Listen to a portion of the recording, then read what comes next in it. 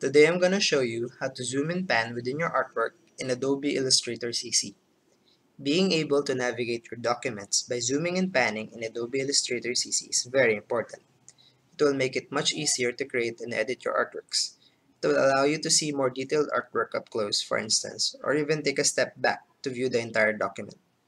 You can think of panning as similar to moving a piece of paper on your desk to pan across your artwork within your currently open document. You can select the hand tool in the tool section bar on the left and click and drag within the document to pan across your artwork. Or you can also use the shortcut key H to select the hand tool. Or you can press and hold the spacebar to temporarily select the hand tool and pan across your document.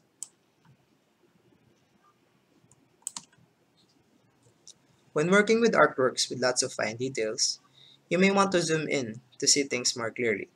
To zoom in and out within your document, you can select the zoom tool in the tool section bar on the left and clicking at the area you want to zoom into, or pressing and holding the Alt key while clicking to zoom out. You can also use the shortcut key Z to select the zoom tool, or you can also click on the view menu and selecting zoom in or zoom out.